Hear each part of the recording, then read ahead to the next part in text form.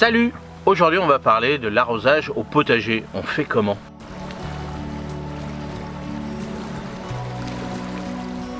L'eau c'est la base du potager. Mais en août, c'est aussi là qu'on peut tout faire rater si on arrose mal. Aujourd'hui je te montre comment j'arrose en ce moment pour économiser l'eau sans stresser les plantes.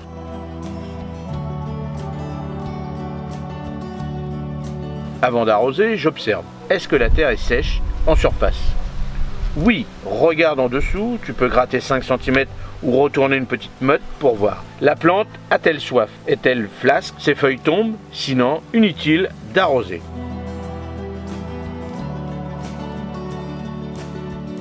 La bonne méthode, à chaque fois je vous le dis, pour arroser c'est mieux le matin ou le soir. Évitons d'arroser en plein cagnard.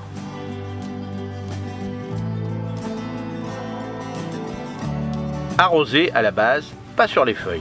L'eau pour les racines. Si tu mouilles les feuilles, tu risques maladie et évaporation rapide. J'arrose toujours au pied, lentement et en profondeur.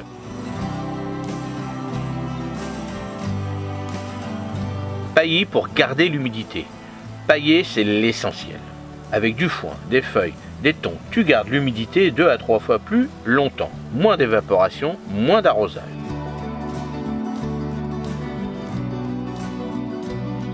Optimiser les systèmes d'arrosage. Si tu veux aller plus loin, tu peux utiliser des bouteilles retournées, du goutte à goutte ou même un simple tuyau percé.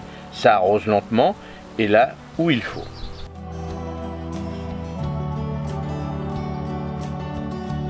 Arroser juste au bon moment et sans gaspiller, c'est une habitude à prendre.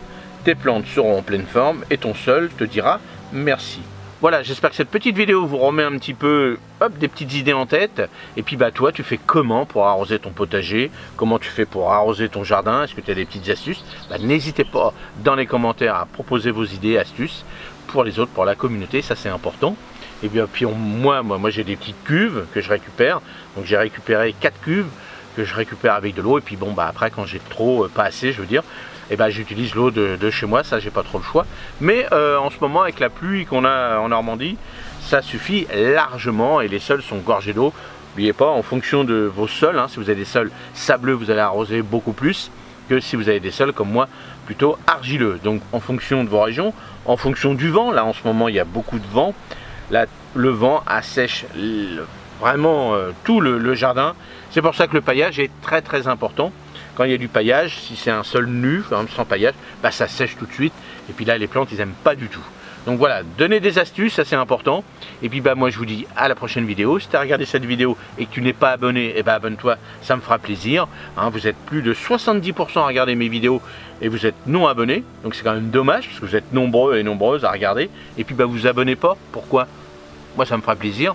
Le but du jeu c'est qu'on a déjà atteint les 100 000 abonnés, donc on continue pour avoir beaucoup plus d'abonnés, ça c'est important, ça me motive pour mon travail que je vous réalise tous les jours pour vous.